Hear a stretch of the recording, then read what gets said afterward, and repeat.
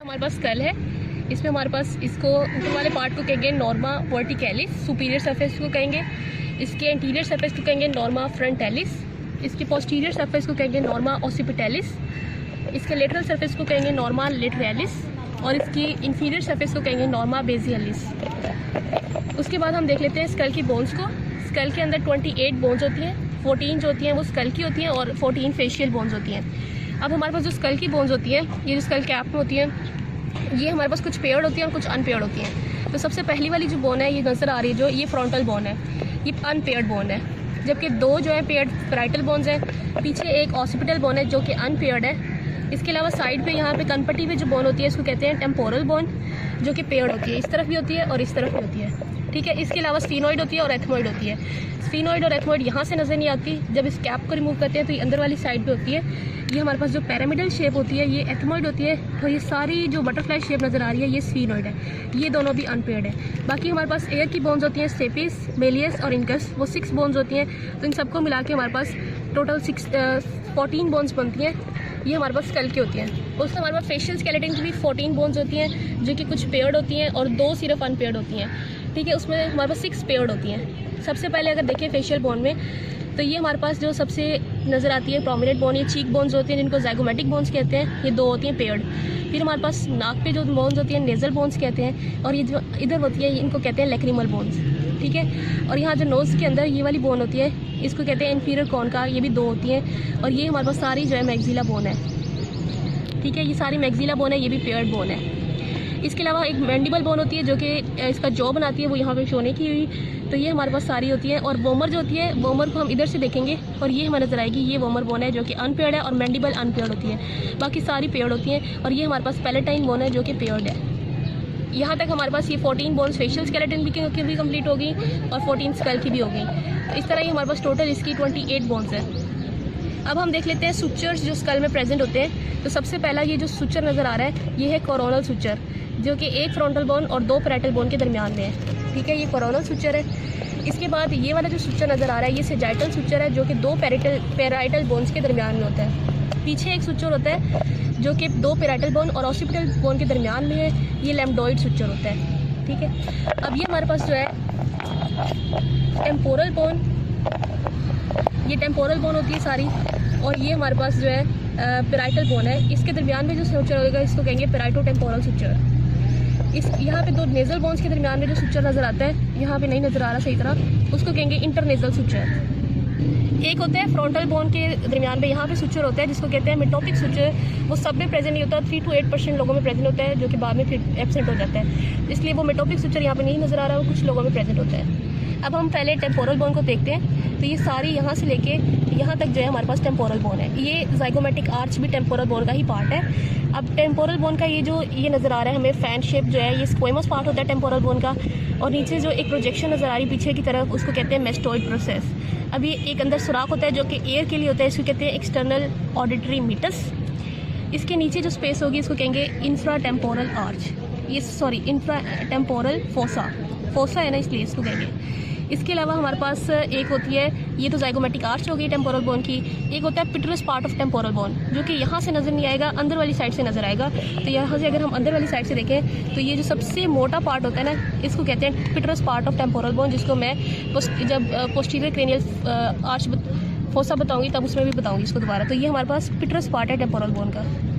उसके बाद हमारे पास ये ऑर्बिट है। ऑर्बिट में ये यहाँ पे एक नोच बनी होती है जिसको कहते हैं सुप्रा ऑर्बिटल फोरामेन, यहाँ पे एक नोच बनी होती है। और यहाँ पे थोड़ा से जो उभार होते हैं, यहाँ पे क्लियर नहीं है, उसको कहते हैं सुप्रासिलरी आर्च।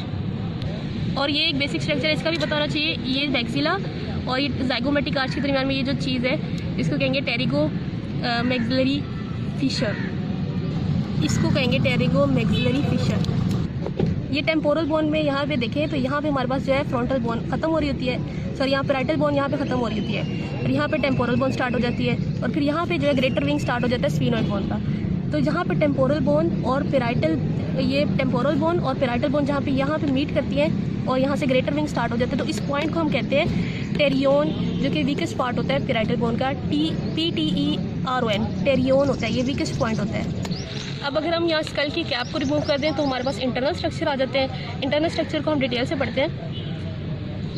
इंटरनल स्ट्रक्चर में देखें तो हमारे पास 3 तरह की पार्टीशन नज़र आ रही हैं। जिस तरह स्टेयर्स होती हैं, ये फर्स्ट स्टेप इसका, ये सेकंड स्टेप और ये थर्ड स्टेप। तो इसी तरह हम जो है इनको याद कर लेंगे।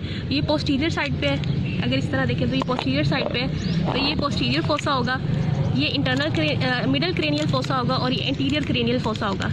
तो सबसे पहले अगर हम एंटीरियर क्रेनियल फोसा को पढ़ें तो इसमें हमारे पास यहाँ पे एथमोइड बोन, जो कि मैंने पहले भी बताई थी, एथमोइड बोन होती है। एथमोइड बोन के दरमियान में जो सब दरमियान में एक मोटा से क्रश नज़र आ रहा है, इसको कहते हैं क्रिस्टा गिलाए। ठीक है, अब इसके क्रिस्टा गिलाए के इर्द गिर्द ये हमारे पास जो क्रिब्री फ्रॉम प्लेट होगी, एथमोइड बोन की क्रिब्री फ्रॉम प्लेट होगी। ठीक है, यहाँ से नर्व्स पास करेंगे, क्रेनियल नर्व्स। उसके बाद यहाँ पे कैनाल शो की हुई है, तो ये जो यहाँ पे जो ये वाली कैनाल होगी इसको कहेंगे पोस्टीरियर एथमोइडल कैनाल, और जो अंदर वाली साइड पे होगी उसको कहेंगे एंटीरियर एथमोइडल कैनाल। क्रिस्टा गिलाए के नीचे यहाँ पे एक फोरामेन होगा जिसको कहेंगे फोरामेन सीकम। तो ये हमारे पास एथमोइड बोन यहाँ पे कंप्लीट हो जाती है। उसके बाद एंटीरियर क्रेनियल फोसा में देखें तो ये स्फीनोइड बोन का ये लेसर विंग है, ये भी आएगा स्फीनोइड बोन में। ये सारी स्फीनोइड बोन है, यहाँ से लेके यहाँ तक। तो ये लेसर विंग है, ये हमारे पास एंटीरियर क्रेनियल फोसा में आएगा। अब इस स्फीनोइड बोन का जो पार्ट एंटीरियर क्रेनियल फोसा में आ रहा है, इसको यहाँ पढ़ लेते हैं। तो ये देखें, ये हमारे पास बॉडी है स्फीनोइड बोन की बॉडी है ये वाली पार्ट, और ये इसका लेसर विंग है।